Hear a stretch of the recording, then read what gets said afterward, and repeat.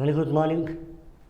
ನಿಮಗೆ ಗೊತ್ತಿದೆ ಒಂದು ಮೆಂಟಲ್ ಆನ್ಸರ್ ರೈಟಿಂಗ್ ಅನ್ನುವಂಥದ್ದು ಎಷ್ಟು ಮೇನ್ಸಿಗೆ ಪ್ರಾಮುಖ್ಯತೆ, ಅದೇ ಥರ ಪ್ರಿಲಿಮ್ಸ್ ಎಲಿಮಿನೇಷನ್ ಟೆಕ್ನಿಕ್ ಕೂಡ ಪ್ರಾಮುಖ್ಯತೆ. ಈಗ ಒಂದೊಂದು ಸೆಟ್ ಆಫ್ ಒಂದು ಫಾರ್ಮುಲಾ ಇದೆ, ಅದನ್ನು ಹೇಗೆ ಸಾಲ್ವ್ ಮಾಡಬೇಕು ಅನ್ನುವಂಥದ್ದನ್ನು ನೋಡಲಿಕ್ಕೆ. ಸೊ ಒಂದೊಂದು ಪ್ಯಾಟರ್ನ್ ಮೇಲೆ ನಾನು ಇವತ್ತು ಮಾಡ್ತೀನಿ. ಇದು 2017ನೇ ಪೇಪರ್, ಅಂದರೆ 2017 ಬಂದಿರತಕ್ಕಂಥ paper. So U P S ಸಿಯಲ್ಲಿ ಒಂದು ವಾದ ಇದೆ. ಯು ಪಿ ಎಸ್ ಸಿ 2015ರಿಂದ ಅಥವಾ 2026ರವರೆಗೆ ಏನು U P S C conduct ಮಾಡಿತ್ತು examination, U P S C ಆಗಿರ್ಬೋದು ಅಥವಾ ಎಕನಾಮಿಕ್ ಸರ್ವೆ, ಒಂದು economic department U P S C conduct ಮಾಡುತ್ತಲ್ಲ ಅದಾದರೂ ಆಗಿರ್ಬೋದು, ಅಥವಾ ಸೆಂಟ್ರಲ್ ಆರ್ಮ್ ರಿಸರ್ವ್ ಪೊಲೀಸಿನ ಎಕ್ಸಾಮ್ ಪೇಪರ್ ಆಗಿರ್ಬೋದು. U P S C conduct ಮಾಡುವ ಎಕ್ಸಾಮನ್ನು more number of time practice ಮಾಡಿದಲ್ಲಿ ನಿಮಗೆ ಈಗ ಏನು ಅಂತ ಗೊತ್ತಾಗುತ್ತೆ. ಆ್ಯಂಡ್ ಇದನ್ನು ಎವ್ರಿ ಕ್ವಶನ್ ಮಾಡಬೇಕಾ? ಹೌದು, ಮಾಡಬೇಕು. ಆದರೆ ಒಂದು ಸೆಟ್ ಆಫ್ ಪ್ಯಾಟರ್ನ್ ಇರ್ತದೆ. ಒಂದು ಕ್ವಶನ್ ಒಂದು ಮಾದರಿಯಲ್ಲಿದ್ದರೆ ಇನ್ನೊಂದು ಕ್ವಶನ್ ಇನ್ನೊಂದು ಮಾದರಿಯಲ್ಲಿರ್ತದೆ. ಹೇಗೆ ಅನ್ನುವಂಥದ್ದು ಮಾದರಿ ಅಂದರೆ ಈಗ ನೋಡಿ, ಸ್ಟೇಟ್ಮೆಂಟ್ 1, ಸ್ಟೇಟ್ಮೆಂಟ್ 2 ಇದೆ. ಓಕೆ, ಇದು ಪ್ಯೂರ್ ಸ್ಟೇಟ್ಮೆಂಟ್. ಇನ್ನೊಂದು ಮಾದರಿ ಏನು ನೋಡಿ, ಬುಲೆಟ್ ABCD. ಹೌದಾ, ಇದೊಂದು ಮಾಡೆಲ್. ಸೊ ಇವಾಗ ಈ ಮಾಡೆಲ್ ಏನು, ಈಗ ನೆಕ್ಸ್ಟ್ ವರ್ಷನ್ ಅಲ್ವಾ, 1 2 ಈಗ ಇನ್ನು 1 2 3 ಇದೆ, ಕರೆಕ್ಟ್. ಸೊ ಇಲ್ಲಿ ಎಷ್ಟು ಮಾದರಿ ಸಿಕ್ತು ನಿಮಗೆ? 3 ಮಾದರಿ ಸಿಕ್ತು. ಅದೇ ಈ ಥರ ನೋಡಿ, ಇದು ಒಂದೇ 6ನೇ ಕ್ವಶನ್ನು 1ನೇ ಕ್ವಶನ್ನು ಒಂದೇ ಮಾಡೆಲ್. ಹೌದಾ, ನೆಕ್ಸ್ಟ್ ನೋಡಿ ಈ ಕ್ವಶನ್ ನೋಡಿ, ಈ ಕ್ವಶನ್ ನೋಡಿ, ಈ ಪ್ಯಾಟರ್ನು ಒಂದೇನಾ? ಕರೆಕ್ಟಾ, ಆಲ್ಮೋಸ್ಟ್ ಸೇಮ್. ಸೊ ಇಲ್ಲಿ ನಿಮ್ಗೆ ಏನು ಅರ್ಥ ಆಯಿತು? ಪ್ಯಾಟರ್ನ್ ಒಂದೇ ಇರುತ್ತೆ. ಇದು ಒಂದು ಪ್ಯಾಟರ್ನ, ಅಂದರೆ ಇದು ಸ್ಮಾಲ್ ವೇರಿಯೇಷನಿಗೆ, ಹೌದಾ, ಅಂದರೆ ಜಸ್ಟ್ ಡೈರೆಕ್ಟಿಗೆ. ಅದೇ ಇಲ್ಲಿ ನೋಡಿ, ಯು ಕ್ಯಾನ್ ಸಿ ದಿಸ್, ಇದು ಡೈರೆಕ್ಟಿಗೆ. ಸೊ ಆ ಪ್ಯಾಟರ್ನ್ ಈ ಪ್ಯಾಟರ್ನ್ ಒಂದೇನಾ? ಕರೆಕ್ಟ್. ಪ್ಯಾಟರ್ನ್ ಯಾವತ್ತೂ ಯೋಚನೆ ಮಾಡಬೇಕು. ಇವಾಗ ಈ ಪ್ಯಾಟರ್ನ್ ನೋಡಿ, ಇದು ಡೈರೆಕ್ಟಾ? ಓಕೆ. ಆದರೆ ಇದು 3 ಸ್ಟೇಟ್ಮೆಂಟ್ ಇದು, ಹೌದಾ. ಅಂದರೆ ನಿಮಗೆ ಒಂದು 5 ಪ್ಯಾಟರ್ನ್ ಇಲ್ಲೇ ರೆಕಗ್ನೈಸ್ ಆಗೋಯ್ತಾ? ನೆಕ್ಸ್ಟ್ ನೋಡಿ, ಈ ಪ್ಯಾಟರ್ನ್ ನೋಡಿ 4 ಇದೆ, ಹೌದಾ. ಇದು 3ನೇ ಪ್ಯಾಟರ್ನ್ ಥರ, ಇದು 4 ಬುಲೆಟ್ಟಿಗೆ, ಕರೆಕ್ಟ್. ಇದು ನಾರ್ಮಲ್ 2 ಬುಲೆಟ್, ಇದು 3 ಬುಲೆಟ್. ಸೊ ನಿಮಗೆ ಇನ್ನೇನು ಅರ್ಥ ಆಯಿತು? ಕ್ವಶನಿನ ಪ್ಯಾಟರ್ನ್ ಅದರದ್ದೇ ಆದಂಥ ಮಹತ್ವವನ್ನು ಹೊಂದಿದೆ ಅಂತ ಗೊತ್ತಾಯಿತು, ಕರೆಕ್ಟಾ? ಓಕೆ. ಇವಾಗ ಈ ಪ್ಯಾಟರ್ನ್ ಎಲ್ಲ ಇದೆ ಸರ್, ವಾಟ್ ನೆಕ್ಸ್ಟ್? ಸೊ ಎಷ್ಟು ಪ್ಯಾಟರ್ನಿಗೆ? ಒಂದು 10-12 ಪ್ಯಾಟರ್ನಿಗೆ. ನಾವು ಅದನ್ನು ಡೀಪರಾಗಿ ನೋಡ್ಕೊಂಡ್ರೆ, ಒಂದು ಕಾನ್ಸೆಪ್ಟನ್ನು ನಾವು ತುಂಬ ಡೀಪಾಗಿ ಅನಲೈಸ್ ಮಾಡಿ ಎಷ್ಟು ಪ್ಯಾಟರ್ನ್ ಇದೆ ಸರ್ ಅಂತ ಕೇಳಿದ್ರೆ ನಾವು ಹೇಳ್ಬೋದು ಆರಾಮ್ಸೆ ಒಂದು 10-12 ಟಾಪಿಕ್ಕು ಅಥವಾ ಪ್ಯಾಟರ್ನ್ ಇದೆ ಅಂತ. ಈಗ ಮ್ಯಾಟರ್ ಏನು? ಒಂದು ಕ್ವಶನ್ ಅದರದ್ದೇ ಆದಂಥ ಸಿದ್ಧಾಂತದ ಜೊತೆಗೆ ಇರ್ತದೆ. ಈಗ ಈ ಪ್ಯಾಟರ್ನ ನಾರ್ಮಲ್ಲಾಗೇ ಕೊಡ್ಬೋದಿತ್ತಲ್ಲ, 4 ಬುಲೆಟ್ ಕೊಟ್ಟು ಅದರಲ್ಲಿ ಸೆಲೆಕ್ಟ್ ಮಾಡೋಕ್ಕೆ ಯಾಕೆ ಹೇಳಬೇಕು? ಅಥವಾ 3 ಬುಲೆಟ್ ಕೊಟ್ಟು ಅದನ್ನು ಸೆಲೆಕ್ಟ್ ಮಾಡೋಕ್ಕೆ ಯಾಕೆ ಹೇಳಬೇಕು? ಡೈರೆಕ್ಟಾಗೂ ಕೊಡ್ಬೋದು. ಅಥವಾ ಇವಾಗ ನೀವು ಸ್ಟೇಟ್ಮೆಂಟ್ 1 ಸ್ಟೇಟ್ಮೆಂಟ್ 2 ನೋಡಿದ್ರೆ ಪ್ಲೇನು, ಹೌದಾ, ಅದು ಅಸೆಷನ್ ಆ್ಯಂಡ್ ರೀಸನಿಂಗ್ ಮಾದರಿಯೇನಿರಲಿಲ್ಲ. ಈಗ ನಾವು ಲಾಸ್ಟ್ ಕ್ಲಾಸಲ್ಲೆಲ್ಲ ನೋಡಿದ್ವಿ, ಸ್ಟೇಟ್ಮೆಂಟ್ 1 ಸ್ಟೇಟ್ಮೆಂಟ್ 2 ಅಂತಲೇ ಇತ್ತು. ಸೊ ಬೋತ್ ಸ್ಟೇಟ್ಮೆಂಟ್ ಅದು ಕರೆಕ್ಟ್, ಅಥವಾ ಒಂದು ಸ್ಟೇಟ್ಮೆಂಟ್ ಕರೆಕ್ಟ್, ಅಥವಾ 2ನೇ ಸ್ಟೇಟ್ಮೆಂಟ್ ಮಾತ್ರ ಕರೆಕ್ಟ್, ಆ ಥರನೂ ಇಲ್ಲ ಇದು. So U P S C ಯಮಾನವಾಗ್ತಾ ಇದೆ ಕೇಳುವ ಪ್ರಶ್ನೆ ಇಲ್ಲಿ. ಆದರೆ ಕೇಳುವವರು ಯಾರು? Question paper makers. ಅವರ ಮೈಂಡ್ ಸೆಟ್ಟಿನೊಂದಿಗೆ ಆಟ ಆಡಬೇಕು. ಅದು ಪ್ರಿಲಿಮ್ಸ್ ಎಲಿಮಿನೇಷನ್ ಟೆಕ್ನಿಕ್. ನಂಬರ್ 1 ಈ ಒಂದು ಸಿದ್ಧಾಂತ. ನಂಬರ್ 2 ಸಿದ್ಧಾಂತ ಏನು?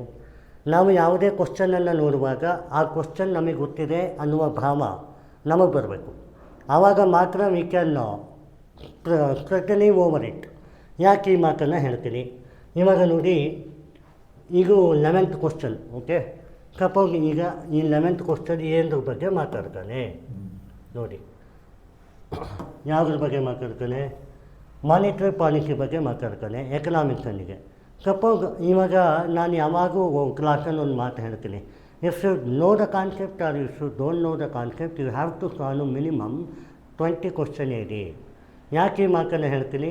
ನೀವೊಂದು ನೀವು ಎಷ್ಟೇ ಮಾಸ್ಟರ್ ಆಗಿರ್ಬೋದು ಸಬ್ಜೆಕ್ಟಲ್ಲಿ, ಆ ಒಂದು ಎಕ್ಸಾಮಿನೇಷನಲ್ಲಿ 100 ಕ್ವಶನಲ್ಲಿ 40 ಕ್ವಶನನ್ನು ಇದೇ ಥರ ಸಾಲ್ವ್ ಮಾಡಬೇಕಾಗುತ್ತೆ. ಅದು ಈ ವರ್ಷ ಟಾಪರ್ ಫಸ್ಟ್ ರ್ಯಾಂಕ್ ಯಾರು ಬಂದ್ರಲ್ಲ ಅವರು ಕೂಡ ನೆಕ್ಸ್ಟ್ ಇಯರ್ ಬರೆದ್ರೂ ಕೂಡ ಹೀಗೆ ಮಾಡಬೇಕಾಗುತ್ತೆ. ಸೊ ಈಗ ಬಂದರೆ ಎಕ್ಸಾಮಿನೇಷನ್ಗೆ ನಾನು ಈಗ ಬಂದೆ, ಅಥವಾ ನೀವು ಆಲ್ರೆಡಿ ಪ್ರಿಪೇರ್ ಆಗಿದ್ದೀರಿ, ಅಥವಾ ಕಮ್ಮವ್ರು IPS ಆಗಿದ್ದಾರೆ, IFS ಆಗಿದ್ದಾರೆ, ಅದೆಲ್ಲ ಮ್ಯಾಟರ್. ಸೊ ನೀವು ಅವರು ಒಂದೇ. ಈಗ ಇಲ್ಲಿ ಮ್ಯಾಟರ್ ಏನು, ಈ ಕಾನ್ಸೆಪ್ಟಿಗೆ ನಿಮ್ಮ ಮನಸ್ಸಲ್ಲಿ ಫಸ್ಟ್ ಅಂದ್ಕೋಬೇಕು ಪಾಸಿಟಿವ್ನೆಸ್. ಹೌದು, ನಾನು ಈ ಕ್ವಶನನ್ನು ಅಡ್ರೆಸ್ ಮಾಡ್ತಾಯಿದ್ದೀನಿ, ನನಗೆ ಇದ್ರ ಬಗ್ಗೆ ಸ್ವಲ್ಪ ಐಡಿಯಾ ಇದೆ ಅನ್ನುವಂಥದ್ದಾದರೂ ಗೊತ್ತಿರಬೇಕು. ಆಯಿತು, ಇವಾಗ ಆ್ಯಟ್ ಪ್ರೆಸೆಂಟ್ ಫಸ್ಟ್ ಡೇ ನಿಮಗೇನು ಗೊತ್ತಿರಲಿಕ್ಕಿಲ್ಲ, ಎಕನಾಮಿಕ್ಸ್ ಓದಿಲ್ಲ, ಅಥವಾ you don't know what is monetary policy, ನಿಮ್ಮ ಇಂಜಿನಿಯರಿಂಗ್ ಬ್ಯಾಕ್ಗ್ರೌಂಡ್ ಇರ್ಬೋದು, ಅಥವಾ BCom BBA ಯಾವ್ದು ಬೇಕಾದರೂ ಆಗಿರ್ಬೋದು. ಮ್ಯಾಟರ್ ಏನು, you have to assume it will be a mine ಅಂಕ. ಈಗ ಏನಾಗುತ್ತೆ, ಇಲ್ಲಿ ಸ್ಟೇಟ್ಮೆಂಟ್ 3 ಅಂಕ ಕೊಟ್ಟಾಗ first of all statement analysis ಅಂತ ಕರೀತಾರೆ. ಅದರಲ್ಲಿ ಫಾರ್ಮುಲಾ ಏನು, ಈ ಸ್ಟೇಟ್ಮೆಂಟ್ ಏನು ಹೇಳ್ತಾ ಇದೆ ಅದು ಪಾಸಿಟಿವ್ ಥಾಟನ್ನು ಹೊಂದಿದೆಯಾ ಅಥವಾ ನೆಗೆಟಿವ್ ಥಾಟನ್ನು ಹೊಂದಿದೆಯಾ, ಇದು ನಂಬರ್ 1. ನಂಬರ್ 2 ಏನು, ಆ ಒಂದು ಸ್ಟೇಟ್ಮೆಂಟ್ ಅಲ್ಲಿರುವ ವರ್ಡ್ಸ್ ಪಾಸಿಟಿವ್ ಆಗಿದೆಯಾ ಅಥವಾ ಡೈರೆಕ್ಟ್ ಆಗಿದೆಯಾ ಅನ್ನುವಂಥದ್ದು. ಈಗ ನೆಗೆಟಿವ್ ಆಗಿದ್ದಲ್ಲಿ ಏನಾಗುತ್ತೆ, ಅದು ರಾಂಗ್ ಆಗುತ್ತೆ. ಎಕ್ಸಾಮಿನೇಷನ್ ಅಲ್ಲಿ ಎಕ್ಸಾಮ್ನರ್ನ ಮಂಡೆ ಅಥವಾ ಬ್ರೈನ್ ಏನಿದೆ ಅದನ್ನು ಅನಲೈಸಿಸ್ ಮಾಡಬೇಕು.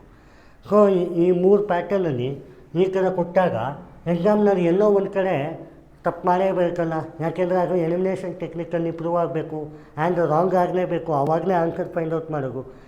ಏನು ಮಾಡ್ತಾರೆ ಜನ, ಕರೆಕ್ಟ್ ಆನ್ಸರ್ ಯಾವುದು ಅಂತ ಹುಡುಕಕ್ಕೆ ಹೋಗ್ತಾರೆ, ಆವಾಗ ಆನ್ಸರ್ ಸಿಗಲ್ಲ. ನೀವೇನು ಮಾಡಬೇಕು, ರಾಂಗ್ ಯಾವುದು ಅಂತ ನೋಡಬೇಕು, ಆಗ ಕರೆಕ್ಟ್ ಆನ್ಸರ್ ಸಿಗುತ್ತೆ. ಕರೆಕ್ಟಾ?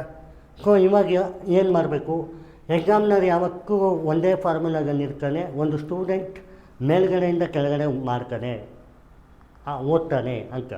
ಆದರೆ ನೀವು ರಿವರ್ಸ್ ಮಾಡಿ, ಸ್ಟೇಟ್ಮೆಂಟ್ ಓದಿ 3, 2, 1 ಅಂತ ಹೋಗಿ. ಸರಿ, ಈಗ ನೀವು ಹೋಗ್ರಿ, ಒಂದು ಮಾನಿಟರಿ ಪಾಲಿಸಿ ಬಗ್ಗೆ ಕೇಳ್ತಾ ಇದ್ದಾನೆ. ಮಾನಿಟರಿ ಪಾಲಿಸಿಲಿ ಫಸ್ಟ್ ಥರ್ಡ್ ಸ್ಟೇಟ್ಮೆಂಟ್ ಏನು, it function under chairmanship of union finance minister. ನಾನೇನಂದೆ, ಒಂದು ಸಿದ್ಧಾಂತ ಇದೆ, ಆ ಸಿದ್ಧಾಂತದಲ್ಲಿ UPSC ಹೈಜಾಕ್ ಸಿದ್ಧಾಂತ ಅಂತಲೂ ಕರಿತೀವಿ ನಾವು ಅದನ್ನು. ಅದರಲ್ಲೇನಿಗೆ, ಈ ಸಂಸ್ಥೆಯ ಅಂಡರಲ್ಲಿಗೆ, ಈ ಸಂಸ್ಥೆ ಇದರ ಆಡಳಿತ ವರ್ಗಕ್ಕೆ ಒಳಗೊಂಡಿಗೆ ಅನ್ನುವಂಥದ್ದು ತಪ್ಪು ಅಂತ ನಾನು ಹೇಳಿದೆ. So it function under finance minister ಅನ್ನೋದು ರಾಂಗ್. ಆ್ಯಂಡ್ ಇದನ್ನು ನಾನು ಯಾಕೆ ಇಷ್ಟು ಖಂಡಿತವಾಗಿ ಹೇಳ್ತೀನಿ ಅಂತಂದರೆ, it is proved from 1957 paper from 2026 to. ಹೌದಾ? ಸೊ ಇದನ್ನು ಮಾಡಿ ಅಭ್ಯಾಸ ಇರುವವರಿಗೆ ಮಾತ್ರ ಗೊತ್ತಿತ್ತು. ಸೊ ಇವಾಗ ಈಗ ಫೈನಾನ್ಸ್ ಮಿನಿಸ್ಟರ್ ಅಲ್ಲ, ಯಾಕೆ ಮಾನಿಟರಿ ಪಾಲಿಸಿ ಮಾಡೋದು RBI. ಕರೆಕ್ಟಾ? ಸೊ RBI ಕಮ್ಕಂಡರ್ ಈಗ ಅಲ್ಲ, ಫೈನಾನ್ಸ್ ಮಿನಿಸ್ಟ್ರ್ ಅಲ್ಲ. ಸೊ ಇವಾಗ ಇದು ಕ್ಯಾನ್ಸಲ್ ಆದರೆ it is A 12 member body including. ಈಗ 3ನೇದು ಕ್ಯಾನ್ಸಲ್ ಅಂದರೆ ಈ 2 ಆಪ್ಷನ್ ಹೋಯ್ತಾ, 3 and 3 ಗಾನ್. ಇನ್ನಿರೋದು ಯಾವುದು 1 and 2. ಅಂದಮೇಲೆ 1ನೇ ಕರೆಕ್ಟ್ ಆಗಿರಲೇಬೇಕು. ಇದು decide RBI bench mark interest. ಹೌದು, ಯಾಕೆಂದರೆ ನಾನೇ ಹೇಳಿದೆ RBI ಮಾನಿಟರಿ ಪಾಲಿಸಿಯನ್ನು ರೆಗ್ಯುಲೇಟ್ ಮಾಡ್ತದೆ ಅಂತ. ಕರೆಕ್ಟ್? ಸೊ ಅಂದಮೇಲೆ ಈಗೇನು, it is 12 member body including the governor of RBI and is reconstituted every year. ಇಲ್ಲಿ ಈ ಸ್ಟೇಟ್ಮೆಂಟ್ 2 ನೋಡಿ, ನಾನೇನು ಹೇಳಿದ್ದೆ, ಒಂದು ಪಾಸಿಟಿವ್ ಇರಬೇಕು. ಹೌದು, ಈಗ ಪಾಸಿಟಿವ್ ಇದೆ. ಆದರೆ ಇನ್ನೊಂದು ಏನು ಹೇಳಿದ್ದೆ ನಾನು, ಆ ವರ್ಡ್ ಏನಿಗೆ ಅದು ಜನರಲೈಸ್ಡ್ ಆಗಿರಬೇಕು. ಈಗ ನಾನೇ ಪ್ರಧಾನಮಂತ್ರಿ ಹೇಳ್ಕೊಡಿ, ನಾನು 12 ಮೆಂಬರ್ ಬೇಡ RBI ಗವರ್ನರ್ಗೆ ಹೇಳೋಕ್ಕೆ, ನನಗೆ 13-15 ಮೆಂಬರ್ ಬೇಕು. ಏನು ಮಾಡಬೇಕಾಗುತ್ತೆ? ಫಿಕ್ಸ್ಡ್ ಆಗು 12 ಮೆಂಬರ್. ಆಯಿತು, ಎವ್ರಿ ಇಯರ್ ಕಾನ್ಸ್ಟಿಟ್ಯೂಟ್ ಆಗುತ್ತೆ ಅಂತ ಹೇಳ್ತೀವಿ. ಪ್ರಾಬಬಲಿ RBI ಒಂದು 3 ಇಯರ್ಸಿಗೆ ಒಮ್ಮೆನೂ ಆಗಿರ್ಬೋದಲ್ಲ, ಎವ್ರಿ ಇಯರ್ ಆಗ್ಯನೂ ಇರ್ಬೋದಲ್ಲ ಕಾನ್ಸ್ಟಿಟ್ಯೂಟ್. ಸೊ ಅಲ್ಲಿಗೇನಾಗುತ್ತೆ, ಎವ್ರಿ ಇಯರ್ ರೀಕಾನ್ಸ್ಟಿಟ್ಯೂಟೆಡ್ ಅಂದರೆ ಏನು ಹೇಳಿ, 12 ಜನ ಎವ್ರಿ ಇಯರ್ ಚೇಂಜ್ ಆಗ್ತಾರೆ. ಅದರಲ್ಲಿ ಏನು ಹೇಳಿದರೆ 12 member body including the governor of RBI and it is reconstituted every year. ಅಂದರೆ RBI governor every year change ಆಗ್ತಾರಾ? ಇಲ್ಲಲ್ಲ, ಮೆಂಬರ್ಗಳು ಚೇಂಜ್ ಆಯಿತು ಅಂತಂದರೆ ಒಂದು generalised system. RBI governor every year change ಆಗೋದೇನು ಉಂಟಾ? ಇಲ್ಲಲ್ಲ. ಸೊ ಅಲ್ಲಿಗೇನಾಯಿತು, ಆಪ್ಷನ್ 1 ಬಂತು. ಅರ್ಥ ಆಯ್ತಾ? ಸೊ ಈ ಒಂದು ಸ್ಕಿಲ್ಸ್ ಸೆಟ್ ಏನಿದೆ ಅದನ್ನು ನೀವು ತೊಗೋಬೇಕಾಗುತ್ತೆ. ನೆಕ್ಸ್ಟ್ ನೋಡಿ, ಪ್ಯಾಟರ್ನ್ ಏನಿದೆ. ಪ್ಯಾಟರ್ನ್ ಇಲ್ಲಿ ನೋಡಿ, Which among the following were associated with the introduction of Raikawari settlement in India during the British rule? ಇವಾಗ ಈಗ ಹಿಸ್ಟ್ರಿ ಕ್ವಶನ್ ಹೌದು, ಈಗೂ ನಮ್ಮ ಲ್ಯಾಂಡ್ ರಿಫಾರ್ಮ್ GS3 ಬರ್ತದೆ ಆ್ಯಂಡ್ ಹಿಸ್ಟ್ರಿ ಪೋರ್ಷನಲ್ಲೂ ಬರ್ತದೆ. ಸೊ ಬ್ರಿಟಿಷರ ಆಡಳಿತದಲ್ಲಿ ಜಮೀನ್ದಾರಿ, ರೈತವಾರಿ, ಮಾನ್ವಾರಿ ಅಂತ ಇತ್ತು. ಸೊ ಅದರಲ್ಲಿ ಫಾದರ್ಸ್ ಅಂದರೆ ಅದನ್ನು ಯಾರು ಕಂಡುಹಿಡಿದ್ರು ಅನ್ನುವಂಥದ್ದು, ಅದರಲ್ಲಿ ರೈತವಾರಿ ಸಿಸ್ಟಮ್ ಯಾರು ಕಂಡುಹಿಡಿದ್ರು ಅನ್ನುವಂಥದ್ದು.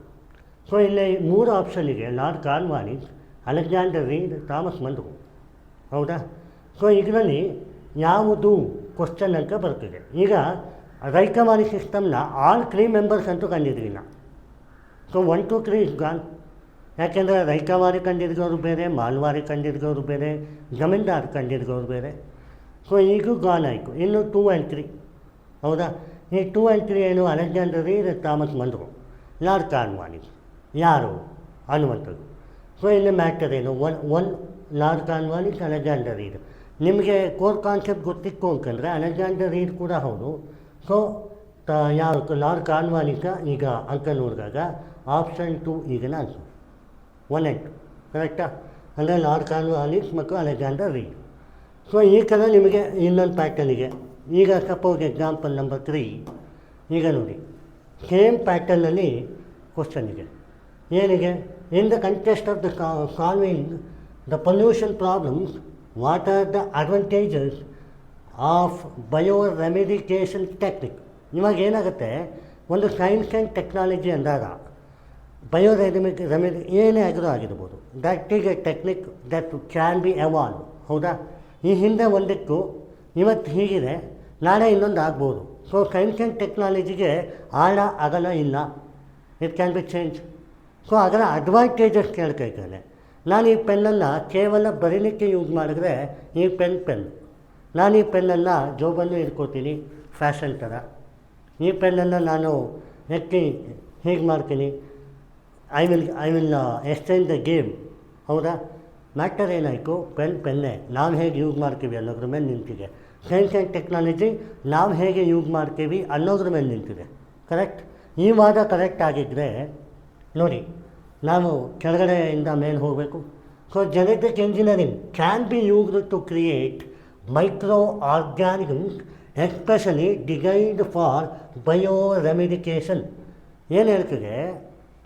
ಈ ಒಂದು ಈಗ can be used to create, ಹೌದಲ್ಲ? ಕ್ಯಾನ್ ಬಿ ಪಾಸಿಟಿವ್ ಥಾಟ್ ಸ್ಟೇಟ್ಮೆಂಟಲ್ಲಿ ಪಾಸಿಟಿವ್ ಇದೆ ಅಲ್ವಾ? Can be, it can be. ಇವಾಗ ನಾವು ಹೇಳೋಕ್ಕಾಗುತ್ತಾ? ಆಗಲ್ಲ. ಆದರೆ ಇಲ್ಲೇನಿಗೆ specially design for bioremediation. Okay, ಅದು ಸ್ವಲ್ಪ ಇಲ್ಲಿವರೆಗೂ ಓಕೆ. ಈ ಸ್ಪೆಷಲಿ ಡಿಸೈನ್ ಫಾರ್ ರೆಮಿಡಿಕೇಷನ್ ಯಾಕೆ ಅನ್ನುವಂಥದ್ದು ಒಂದು ಕ್ವಶನ್ ಬರುತ್ತೆ. ಬಟ್ ಅದನ್ನು ಇಟ್ಕೊಳ್ಳಿ, ಓಕೆನಾ? ಎರಡನೇಗೆ ನೋಡಿ, any contaminated with heavy metal such as cadmium, lead can be readily and completely treated by bioremedication using microorganism. ಅವನೇನು ಹೇಳ್ತಾನೆ? ಇಟ್ ಈಸ್ ಡೆಫಿನೆಟ್ಲಿ ಎಲ್ಲ ಇದರಿಂದಲೇ ಆಗುತ್ತೆ ಅಂತ ಒಂದು ದಾಷ್ಟ್ಯ ಮನೋಭಾವದಿಂದ ಹೇಳ್ತಾನೆ. ಕಂಪ್ಲೀಟ್ಲಿ ಇದರಿಂದಲೇ ಆಗೋದು, ಇದರಿಂದ ಆಗಲ್ಲ. ನೋಡಿ, ಒಂದು ಪೆನ್ ಅದರಕ್ಕೆ ಕೆಲಸ ಮಾಡ್ಕೋಕ್ಕೆ ನಾವು ಹೇಗೆ ಯೂಸ್ ಮಾಡಿದ್ದೀನಿ, ಆದರೆ ಎಲ್ಲವೂ ಹೀಗೆ ನನಗೆ ಅಂತ ನಾವು ಡಿಸೈಡ್ ಮಾಡೋಕ್ಕಾಗಲ್ಲ. ನಾಳೆಗೆ ನಾನು ಇನ್ನೊಂದು ಕಂಡಿಡಿತೀನಿ, ಅಥವಾ ಇವಾಗ ಆಲ್ರೆಡಿ ಇನ್ನೊಂದಿದೆ, ಈಗ ಆಲ್ಟರ್ನೇಟಿವ್. ಈಗ ಪೆನ್ನು ಬೇಡ, ನಮ್ಮ ಹತ್ರ ಈ ಟೆಕ್ನಾಲಜಿ ಇದೆ, ಜಸ್ಟ್ ನಾವು ಕೈಯಲ್ಲೇ ಬರಿಬೋದು. ಹಾಗಾದರೆ ಇದರ ಮಹತ್ವ ಏನು? ಇವಾಗ ನಾನು ಇದನ್ನು ಈ ಬೋರ್ಡಲ್ಲಿ ಯೂಸ್ ಮಾಡ್ತೀನಿ ಬರೀಲಿಕ್ಕೆ, ಬಟ್ ನಾ ಕೈಯಲ್ಲೂ ಬರಿಬೋದು. ಇದರ ಮಹತ್ವ ಏನು? ಸೊ ಯಾವುದೇ ಸೈನ್ಸ್ ಆ್ಯಂಡ್ ಟೆಕ್ನಾಲಜಿ ಒಂದೇ ಒಂದು ವಿಷಯಕ್ಕೆ ಜೋತು ಬಿದ್ದಿರೋದಿಲ್ಲ. ಹೌದಾ? ಸೊ ಅಲ್ಲಿಗೆ ಏನಾಯಿತು? ಟೂ ಗಾನ್ ಅಂದರೆ ಡಿ ಗಾನ್. ಒನ್ ಕರೆಕ್ಟ್ ಅಂತಲೇ ಹೇಳ್ತಿದೆ. So it is technique to cleaning up pollution by enhancing same biodegradation process that occur in the nature. So option 1 ಅಂತೂ ಕರೆಕ್ಟು. ಈಗ ನಾವು ಯಾವಾಗ ನೋಡಬೇಕು? ಆಪ್ಷನ್ 3 ನೋಡಬೇಕು. Genetic engineering can be used to create microorganism specially design for bioremediation. So ಈಗ ಯಾಕೋ ಒಪ್ಪಕ್ಕಾಗಲ್ಲ, specially design ಯಾಕಂತೆ? ಕರೆಕ್ಟಾ? It can be, it is one among the application. ಈಗ ನಾನು ಇದನ್ನು ಒಂದಕ್ಕೆ ನಾನು ಯೂಸ್ ಮಾಡ್ಬೋದು, ನಾನು ಹಲವು ಎಲ್ಲದಕ್ಕೂ ಯೂಸ್ ಮಾಡ್ತೀನಿ. That is my criteria. So ಇದಕ್ಕೆ ಸ್ಪೆಷಲಿ ಫಾರ್ ಈ ರೀಸನ್ಗೆ ನಾನು ಅಷ್ಟು ಇನ್ವೆಸ್ಟ್ ಮಾಡಿ ಅಷ್ಟನ್ನು ನಾನು ತೊಗೊಂಡೆ ಅನ್ನುವಂಥದ್ದು ಒಪ್ಕೊಳ್ಳೋಕ್ಕಾಗಲ್ಲ. ಸೊ ಆಪ್ಷನ್ ಓನ್ಲಿ ಒನ್ ಗೊತ್ತಾಯ್ತಾ.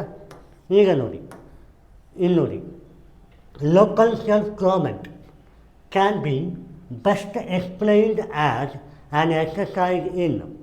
ಈಗ ನಾವು ಇಂಡಿಯನ್ ಪಾಲಿಟಿ ಓದುವಾಗ direct principle of state policy ಅಂತ ನೋಡ್ತೀವಿ. ಅದರಲ್ಲಿ 3 ಹಂತ ಇದೆ. ಒಂದು ಇಂಟೆಲೆಕ್ಚುವಲ್ ಗವರ್ನೆನ್ಸ್, ಇನ್ನೊಂದು ಗಾಂಧಿಯನ್ ಫಿಲಾಸಫಿ, ಇನ್ನೊಂದು ಮಾಡರ್ನೈಸಿಂಗ್ ಟೆಕ್ನಿಕ್ ಅಂತ. ಸೊ ಇವಾಗ ಈಗಿಷ್ಟು ನೋಡಿದಾಗ ಗಾಂಧಿಯನ್ ಎರ ಏನಿತ್ತು ಅಂದರೆ DPSP 39 to 52 local governance DPSP ಬಗ್ಗೆ ಮಾತಾಡ್ತಾರೆ. ದಟ್ ಈಸ್ ವೈ ನಮಗೆ ಇದರಲ್ಲಿ ಡೈರೆಕ್ಟ್ ಡೆಮೋಕ್ರಸಿನ ಅಲ್ಲ, ಅಡ್ಮಿನಿಸ್ಟ್ರೇಟಿವ್ ಅಲ್ಲ, ಫೆಡರಲಿಸಮ್ ಅಲ್ಲ, ಡೆಮೋಕ್ರಾಟಿಕ್ ಡಿಸೆಂಟ್ರಲೈಸೇಷನ್ ಅಂತ. ಸೊ ಗಾಂಧಿಯನ್ ಪ್ರಿನ್ಸಿಪಲ್ ಅದು ಆಯಿತಾ. ಈಗ ನಿಮಗೆ ಡೈರೆಕ್ಟ್ ಗೊತ್ತಿಲ್ಲದೆ ಇರ್ಬೋದು ರೈಟ್ ನಾವು, ಬಟ್ ಮುಂದಕ್ಕೆ ಗೊತ್ತಾಗುತ್ತೆ ಬಿಕಾಸ್ 3 ಹಂತಗಳು ಗೊತ್ತಾಗುತ್ತೆ. ಒಂದು ಜನರಲ್ ಸ್ಟಡೀಸ್ 2 ಅಲ್ಲಿ ಲೋಕಲ್ ಸೆಲ್ಫ್ ಗವರ್ನೆನ್ಸ್ ಪಾಠಗಳಿಗೆ ಮೇನ್ಸಲ್ಲಿ, ಇನ್ನೊಂದು direct principle of state polity ಏನಿದೆ ಆವಾಗಲೂ ಗೊತ್ತಾಗುತ್ತೆ. So this is why. So direct ಅಂದರೆ ಇದು. ಈಗ ನೋಡಿ ಇನ್ನೊಂದು ಕ್ವಶನ್ನು, I will make you comfortable on that particular agenda. ನೋಡಿ ಈಗ some reason, due to some reason, okay, if there is a huge fall in the population of species of butterfly, what could be its likely consequences or something? ಅಂದರೆ butterfly ತುಂಬ ಇತ್ತು, ಅದರ population 1.43 billion ಆಗೋಯ್ತು. Okay, ಏನಾಗ್ಬೋದು? ಒಂದು ಸ್ಪೀಕೀಸು butterfly ಏನಿದೆ ಚಿಟ್ಟೆ, ಅದು ತುಂಬ ಇತ್ತು. ಈಗ ಅದು ಅದೇ ಇದೆ, ನಮಗಿಂತ ಜಾಸ್ತಿ ಅದಿದೆ, ಏನಾಗ್ಬೋದು ಅನ್ನುವಂಥದ್ದು. ಇದಕ್ಕೆ ಅಜಂಪ್ಷನ್ ಕ್ವಶನ್, ಹೌದಾ? ಯಾವಕ್ಕೂ ಒಂದು ತಿಳ್ಕೊಳ್ಳಿ, ಅಜಂಪ್ಷನ್ ಕ್ವಶನ್ ಯಾವತ್ತೇ UPSC ಬಂದ್ರೂ ಈಗಿನೇ, ಯಾಕೆಂದರೆ we can predict the answer. ಆಯಿತಾ? ನಂಬರ್ 1 ಫಾರ್ಮುಲಾ ಏನು? 3 to 1. So it could lead fall in the population of some species of wasp, spider and birds. ನೋಡಿ UPSCಯಲ್ಲಿ ಯಾವತ್ತೇ ಆಗಲಿ ಒಂದು ವರ್ಡ್ ಕಮ್ ಅಂತ ಬಂದರೆ ಹಲವು ಅಲ್ಲ, ಅದು ಕೆಲವು, ಹೌದಾ? ಕೆಲವು ಅಂದ್ರೇನು? ಕಮ್. ಸೊ ಈ ಕಮ್ ಅಂತಂದ್ರೇನು? ಕರೆಕ್ಟ್, ಜನರಲೈಸ್ಡ್ ಆಗಿದೆ. ಎಷ್ಟೊಂದು ಬಟರ್ಫ್ಲೈ ಇದೆ, ಒಂದು ಜೇಡವನ್ನು ಇಟ್ಕೊಳ್ಬೋದು, ಅದು ಎಷ್ಟೊಂದು ಅದರ ಓವರ್ ಪವರ್ ಮಾಡ್ಬೋದು. ಯಾವುದೋ ಇನ್ನೊಂದು ಪ್ರಾಣಿಗೆ, ಜಂತುಗೆ ಓವರ್ ಪವರ್ ಮಾಡ್ಬೋದು. ಕಮ್ ಸ್ಪೀಕಿಂಗ್ ಎಲ್ಲವೂ ಮಾಡ್ತಾಗ. ಎಲ್ಲ ಮನುಷ್ಯರು ಒಳ್ಳೆಯವರು, ಎಲ್ಲ ಮನುಷ್ಯರು ಕೆಟ್ಟವರ? ಯಾರೋ ಸ್ವಲ್ಪ ಜನ ಅಲ್ಲ, ಅದೇ ಥರ ಚಿಟ್ಟೆಗಳು ಅಲ್ಲ. ಸೊ ಇಲ್ಲೇನಾಗುತ್ತೆ, ಕಮ್ ಅಂತ ಎಲ್ಲೇ ಬಂದ್ರೂ UPSCಯಲ್ಲಿ ಕರೆಕ್ಟ್ ಆಗುತ್ತೆ. ಓಕೆ, ಸೊ ಈ ಆಪ್ಷನ್ 3 ಕರೆಕ್ಟ್ ಅಂದರೆ ಎ ಗಾಲ್ ಆಯಿತು, ಕರೆಕ್ಟ್. ಈಗ ನೋಡಿ, there could be drastic increase in the fungal infection of ಕಮ್ ಕಲ್ಟಿವೇಟೆಡ್ ಪ್ಲಾಂಟ್. ಮ್ಯಾಟರ್ ಏನು ಇಲ್ಲಿ? ಸ್ಟೇಟ್ಮೆಂಟಲ್ಲಿ ಒಂದು ನೆಗೆಟಿವ್ ವರ್ಜನಿಗೆ, ಇನ್ನೊಂದು ಪಾಸಿಟಿವ್ ವರ್ಜನಿಗೆ. ಏನು? There could be a drastic increase in the fungal infection ಅಂದರೆ ಯಾವುದೋ ಒಂದು ಫಂಗಲ್ ಇನ್ಫೆಕ್ಷನ್ ಆಗ್ಬೋದು. ಯಾವುದಕ್ಕೆ? ಕಮ್ ಕಲ್ಟಿವೇಟೆಡ್ ಪ್ಲಾಂಟ್, ಎಲ್ಲ ಪ್ಲ್ಯಾಂಟ್ಗೂ ಅಲ್ಲ. ಸೊ ಅಲ್ಲಿಗೆ ಆನ್ಸರ್ ಏನು? ಇದು ಕರೆಕ್ಟು. ಯಾಕೆ? ಇದು ಜನರಲೈಸ್ಡ್ ಆಗಿದೆ. ಎಲ್ಲ ಪ್ಲ್ಯಾಂಟಿಗೂ ಅಂತ ಕೊಟ್ಟರೆ, ಆಲ್ ಪ್ಲ್ಯಾಂಟ್ ಅಂತ ಕೊಟ್ಟರೆ ಅದು ನೆಗೆಟಿವ್ ಆಗ್ತಿತ್ತು. ಆದರೆ ಕಮ್ ಪ್ಲ್ಯಾಂಟ್ ಅಂತ ಕೊಟ್ಟಾಗ ಇದು ಪಾಸಿಟಿವ್ ಆಯಿತು. So 2 and 3. Next, pollution of come plant could be adversely affected. ಈಗೇನಾಗುತ್ತೆ? ಪೊಲ್ಯೂಷನ್ ಆಫ್ ಕಮ್ ಪ್ಲ್ಯಾಂಟ್ ಅಂದರೆ ಒಂದು ಕೆಲವು ಪ್ಲ್ಯಾಂಟ್ ಅಫೆಕ್ಟ್ ಆಗಬಹುದು. ಅಲ್ಲಿಗೆ ಆಲ್ 3 ಕರೆಕ್ಟ್ ಆಗುತ್ತೆ. ಕರೆಕ್ಟಾ? ಸೊ ಈ ಥರ ನೀವು ಒಂದು ವಿಚಾರವನ್ನು ಮಂಥನ ಮಾಡಿಕೊಂಡು ಎಲಿಮಿನೇಷನ್ ಟೆಕ್ನಿಕ್ ಮಾಡಬೇಕಾಗತ್ತೆ.